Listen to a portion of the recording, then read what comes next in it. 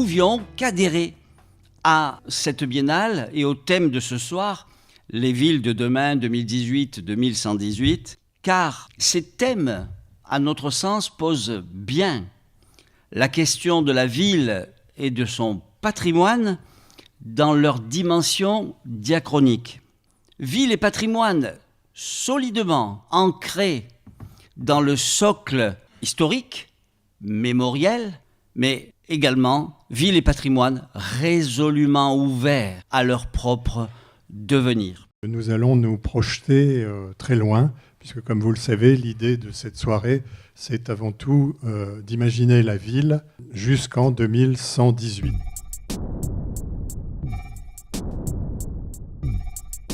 Première séquence qui va traiter des espaces publics et de la nature en ville, et c'est une séquence qui se situe à un horizon qui est relativement proche, puisqu'il s'agit de l'horizon 2025. Je ne veux pas casser l'imaginaire de cette soirée, mais finalement la prospective jusqu'à 2025, c'est aujourd'hui, c'est déjà décidé, c'est déjà même budgété si on voulait rester très terre à terre. Si je prends l'image encore une fois des projets qui sont en cours devant cet ancien collège par exemple, on commence à reconnaître un petit peu la patte du projet global que l'on aimerait faire. Mais finalement, ce projet, quand bien même terminé, ne pourra être intéressant et validé que lorsque on réussira à y mettre peut-être des œuvres dessus, à se l'approprier culturellement, à ce que les Montalbanais puissent s'y promener, faire leurs emplettes, en profiter lors d'animations, et peut-être à travers les œuvres culturelles, quelque chose de très important, s'approprier le passé. Dans les années qui viennent, il va falloir se poser la question s'il n'y a pas d'autre moyen de se déplacer que la voiture, dans une petite ville comme nous sommes, s'arrêter à des parkings, disons, extérieurs à la ville, et en mettant peut-être à disposition des gens des navettes assez régulières pour qu'ils puissent venir en ville très facilement. On est arrivé à Montauban dans un cadre très marqué par le patrimoine, par l'histoire, sur une grande pièce urbaine qui sont les allées de l'Empereur, Mortarieux, la place Foch, mais aussi la place de la Cathédrale. Et on a traité notre espace public, cette grande pièce urbaine dont je parle, comme une grande promenade. Aujourd'hui, ce ne seront que de grandes allées. Demain, il faut que ça puisse muter, accueillir des animations, accueillir des marchés, accueillir de la vie. Et effectivement, la place Roosevelt, demain, ça sera un jardin. Il y a des espaces qui sont dégagés devant qui vont accueillir de la vie. Ça, c'est la percée qu'on imagine sur le jardin pour faire cette nouvelle porte d'entrée vers le jardin des plantes, faire une vraie porte ouverte à cet espace-là. Comme ça l'était, on a parlé de patrimoine, comme ça l'a été longtemps, c'est-à-dire que la ville, elle se renouvelle et elle revient, c'est comme la mode, ça revient à un moment donné comme un cycle. On amène nos collectivités voir les carrières du Cidobre qui sont tout à côté. C'est ça aussi la ville de demain, c'est le local, c'est d'aller chercher ce qu'on a autour de nous.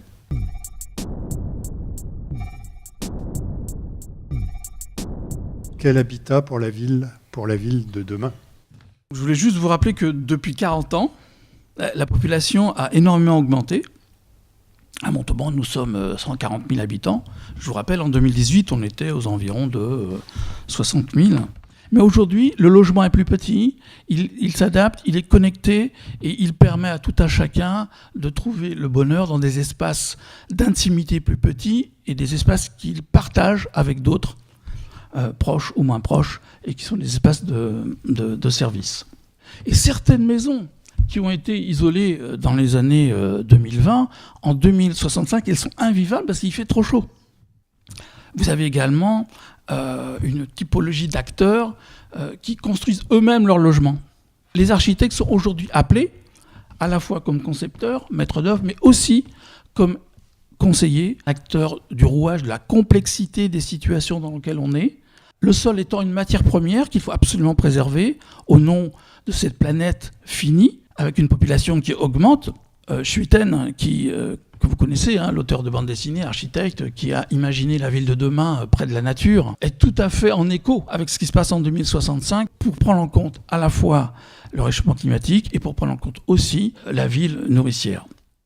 Nous avons bien compris que l'étalement urbain est de moins en moins d'actualité. Mais sommes-nous prêts à la fois techniquement et humainement, à nous concentrer sur des surfaces plus petites. Bien sûr, le végétal devient, en 2065, un élément à part entière de l'architecture. Et nous avons inventé des solutions nouvelles de récupération d'eau et de condensation.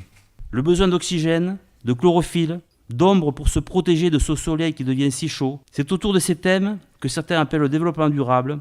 Personnellement, j'y préfère le terme de bon sens, que des idées nouvelles vont engendrer des formes urbaines et architecturales nouvelles.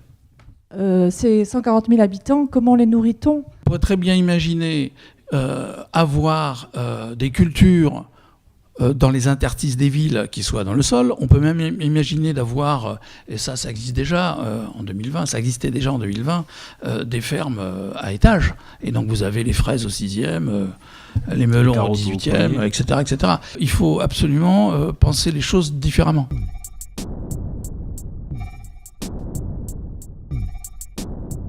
Est-ce que la cité est toujours ce qu'elle était historiquement chez les Grecs ? Est-ce qu'elle a changé de visage quand nous nous projetons dans 100 ans ? La question, c'est peut-être ville-campagne, est-ce que ça veut encore dire quelque chose ? Ville-nature, est-ce que ça veut encore dire quelque chose ? Ou plus exactement, est-ce qu'on n'est pas en train, aujourd'hui sans s'en rendre compte, et demain en s'en rendant compte, de transformer très profondément tout ce qui a été notre notion de la nature ?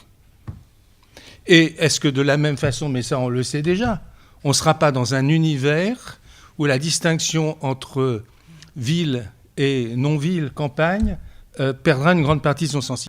Les catégories auront profondément changé et je crains quand je dis ça, mais peut-être c'est vrai, quelque chose comme le patrimoine, par exemple, aura peut-être pas beaucoup de sens. Quand on dit Montauban, quand on dit Toulouse, entre Toulouse et Montauban, c'est quoi ce qu'il y a entre ? C'est des espaces où il y a alors ce qu'on appelle du périurbain, la ville étalée, etc. Mais la ville étalée, c'est de la ville. C'est pas la ville qu'on aime peut-être. C'est peut-être pas la ville qu'on désire ou que certains désirent, mais c'est de la ville. Est-ce que la société demain aura encore besoin de la ville ? La définition qui a été donnée de la ville tout à l'heure, et en particulier des espaces publics, c'est le lieu du frottement, le lieu de la rencontre, etc. Mais comment on rentre en relation aujourd'hui ? Comment on rentre en relation ? On sait bien qu'une grande partie de nos relations se font sans coprésence. Ce qu'on appelle la ville, c'est-à-dire une forme de densité, d'occupation, avec une densité des ressources, qu'on utilise là. Peut-être que cette polarisation des ressources, emploi, travail, relations, etc., peut-être qu'on n'en aura pas besoin de la même manière. Et que du coup, l'utopie de la ville à la campagne, on peut aussi devenir une réalité demain.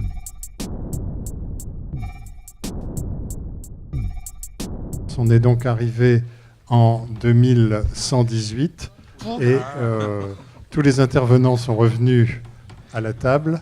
Tout ce que nous faisons finalement maintenant, c'est pas tant pour nous, ou les cheveux blancs que vous évoquez, mais c'est plutôt pour ceux qui arrivent derrière, à l'image aussi de notre terre que nous allons transmettre. Il y a 4-5 ans, je me disais, voilà, on est en 2014, des étudiants qui rentrent dans mon institut aujourd'hui, ils travailleront encore en 2055.